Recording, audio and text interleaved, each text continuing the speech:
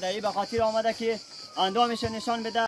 دوستان عزیز صفحه ما را سابسکرایب بکنین و همچنان زنگوله را فشار بدهین تا اولین کس باشین که کلیپ های ما را ببینین و از کلیپ های ما بیخبر نمونین.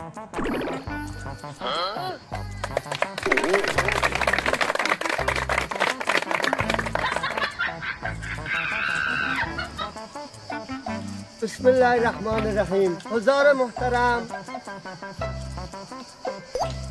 از همه تان تشکری بکنم. من تصمیم گرفتم نه پشتون برای من مهم است، نه هزاره مهم است، نه ازبک مهم است، همه تان برادر هم هستیم. من میخوام برادر دوستم رو به مارشالی تبدیل کنم. کسی اعتراض داره؟ پیشنهاد داره؟ بفرماید. برادرم دوستم به مارشالی تبدیل شده.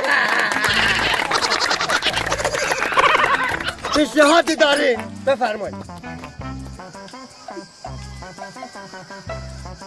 من ده همه خدای پامر وایو خدای ده پامر ده تولونه.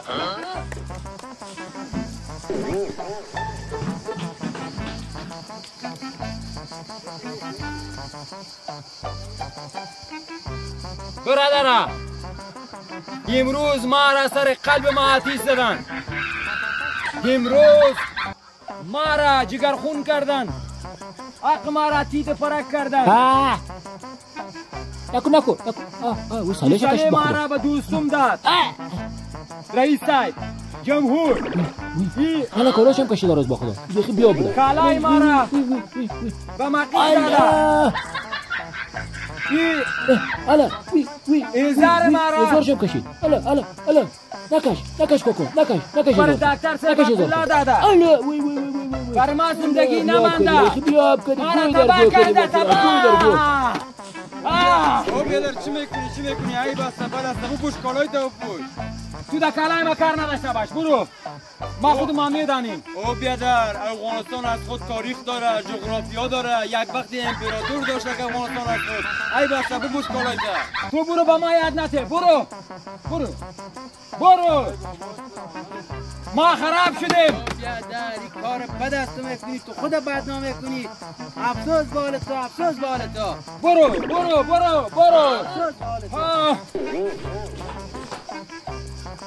نکو بیادر کار بد است. کالایت بپوش. پر تو کالا را. نه نکو. پر تو کالا را. چرا کارا رو میکنی؟ معلوچ میگردیم. جمع کالا بکار نیست. نام خودت بد میکنی تو. نکو. بد است. زشت است. ما پشت زمان هستیم، شتونی از این میکنی کار که تو کدی خوب نیست. نکو. شما کولتان نادان هستین. نادان. حالا قندم حق با ایسته. تو نکو این کاره شرم است. چی کاری که تو میکنی؟ بیادر این به خاطر حق نیامده. این به خاطر آمده که اندامش نشان بده.